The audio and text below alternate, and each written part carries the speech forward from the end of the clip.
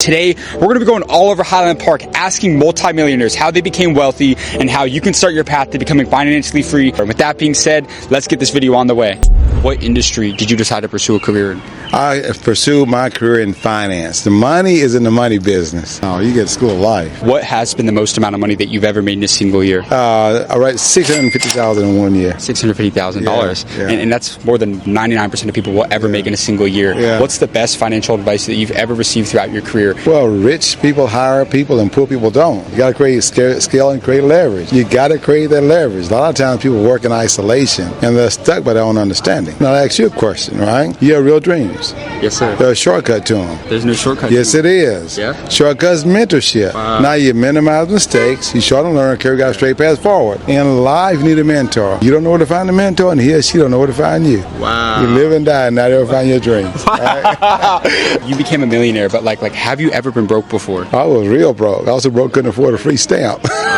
But see, you can fix broke, you can't fix poverty. Poverty is a mindset. Like a lot of folks say, I was broke, but I wasn't poor. You can always fix broke, but you can't fix poverty. How old are you now? I'm 57. What is the best advice that you would tell to your younger self? You got a moment? Yes, sir. Okay. Let me show you something, right? Yes, sir. Now, this strip here is from 1 to 100. Now, the average female lives age 81. Average male age 75. So I'm going to put my finger here on 75, and I'm going to tear it. I will probably never see this part of life. If I do, it'd be a blessing. But if I don't, I'm not going to be as ambulatory. I can't dunk a basketball then. Maybe the same quality of life. All right? Now, I look real young. You may think I'm about 25. I'm really I'm 57. So I put my thumb here on 57, and I'm going to tear it. And see, this is gone. So this part of the ribbon here is all I got left. And maybe your ribbon is a little longer, but you can have one bad sickness, and the quality of the ribbon ain't the same. What you got left is what you got left. Live each day as a life in miniature. Live it on steroids and wake up with gratitude. Thank God I got today is a vote of God saying this is for you. Live it like you dream it. But he just broke down some of the absolute most unreal life advice that I've ever seen. Think of your life as like 1 year is like an inch off that measuring tape.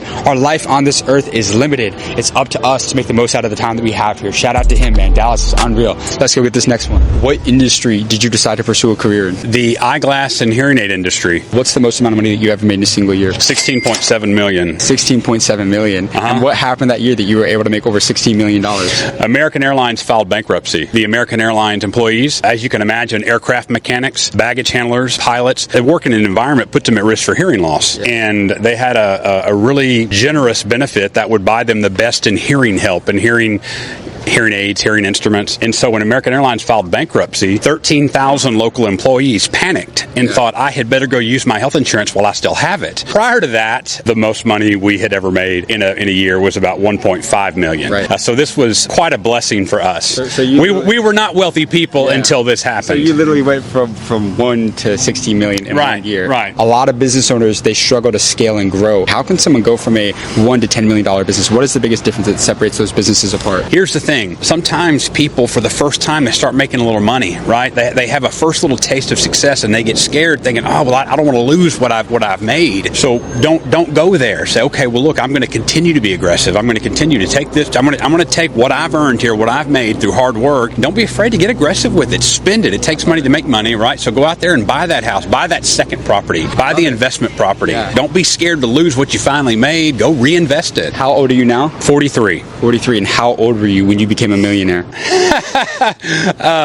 30 years old. For a young 20-year-old kid watching this right now, if you could leave them with a couple last sound bites, give them a couple last pieces of advice on what it really takes. Make God a part of your life, and that may scare some people away. I'm sorry if it does, but that's the only answer I know, and that is to seek God in all that you do. Right, and if that's a little heavy for you in the beginning, then take baby steps. But have a spiritual aspect to your life. How important has that faith been to the success of your business? Without my faith, without God blessing all that I've done, there would be no success, right? Number one. And number two, you need God for those times where everything ain't okay. Because in business, in life, very often things are not going to be okay. They're going to be tough. And if you don't have somebody or something bigger than yourself to fall back on, then you're not going to make it. My guy's business made over $16 million in a single year because he took advantage of an opportunity that came up in the market. But my number one takeaway from that interview was that he put faith and God first above everything else, and all the success was added to him. At the end of the day, man, without God, none of this is possible. So shout out to him, gave an amazing interview. Let's go get this next one. All right, you guys, my man just put up in a G-Wagon out here in Highland Park. I'm going to go up to him and see what this guy did to be able to afford this car out in Highland Park in Dallas. Let's see what he has to say. Excuse me, sir. Quick question for you, man. Is this your G-Wagon? It is. And what do you do for a living out in Dallas to be able to afford a G-Wagon? I'm in the insurance business. How long have you been in the business for? About 15 years. Among yourself and the most highly successful people that you study and know, what is that one trait that they all have in common? They don't take no for an answer. 90% of people, when they're told no, they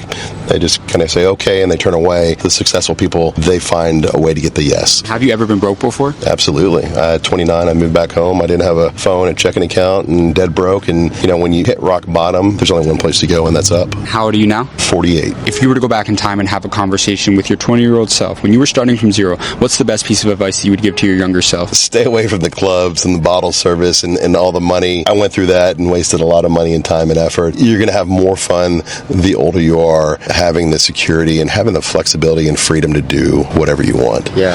I had kids later in life, and people always say, oh, you missed out on all that time. And I said, well, no, but I have the quality of time. Yeah. Quality versus quantity. You're in a G-Wagon right now. This is a lot of people's dream car, people that may be watching, right? Any advice to someone trying to get a G-Wagon, man? Like, if you could leave the younger generation with a couple last piece of advice on what it really takes to be able to set goals, and I still do it to this day, the 1, 3, and 5. And when you hit those goals, that gives you the motivation. That helps you elevate to the next level. So just stay focused, stay strong, grind it out, man. You got to grind it out. I love it, man. Yeah. That was a great interview, man. I love your advice. Seriously, thank you. So we walked up to the G-Wagon, and my guy became a multi-millionaire in the insurance business. But what did he say? At 29 years old, dude, he was broke. He was living at his parents' house, and he had nothing. All he did was he flipped his mindset, found an industry to become a winner, and he didn't chase the money. Instead, he became the best version of himself and became a multi-millionaire, man. Beautiful interview. Shout out to that man right there. What industry did you decide to pursue a career in? I had the blessing to be former CEO of 7-Eleven. I also was former chairman and CEO of Blockbuster. Have done a number of things in retail, technology, consumer products. I'm working with a couple of companies in the aerospace industry trying to build the next Starship. So you were the CEO of 7-Eleven and Blockbuster. I was the CEO of 7-Eleven and Blockbuster, yeah. That's incredible. What was the biggest driving factor of your success that enabled you to work your way up and become a CEO of a multi-billion-dollar company like 7-Eleven? Yeah, I've got 3 things for you. I'll give them to you. They're my gift. It's these 3 things. First, change. People hate change. Everybody hates change. Harvey Mackay, a friend of mine, author, best-selling author, says the only one that likes change is a wet baby. And it's true. People react differently to change, and they go, I don't want to do this. I don't want to do this. Well, change is reality, and change equals opportunity. So I've coined that expression. CEO is all about change equals opportunity. If you embrace it, you'll see that if I respond to this change and others don't, I'm going to turn that into shareholder value. So change can be positive if you manage it in a positive way. The second is confidence, because when things change, you lack confidence. You're like, oh no, woe is me. What's going to happen, right? But confidence is all about preparation. So the more you prepare, the more you can win. And the third is about clarity, simplicity. The hardest thing in the world is to keep things simple. So I think it was Michelangelo or somebody that said true elegance is in simplicity. And it's so true. If you can break complex things down into simple solutions, then it will carry you a long way. And what many people lack in the corporate world is that clarity of definition. And clarity comes from both inbound communications, that means listening well, and outbound communications, that means keeping things simple when you explain them. I can't lead if you can't understand. So it's up to me to keep things simple and clear. Change, confidence, clarity. You want to know the path to being a CEO of a company or your life? It's those 3 things. Have you ever been broke before? Oh, I grew up broke. I grew up without running water. Literally in a little shack in Massachusetts. Been very broke. We had government surplus cheese, which I thought was the best cheese in the world, those big blocks of cheddar cheese that Mom would bring back. But yeah, I've been broke. When I first started my career, it was hard to make bills at the end of the month. It's like, what doesn't get paid this month? Yeah. So I know the feeling. What has been the most amount of money that you've ever made in a single year? I can't tell you that. The IRS may be watching.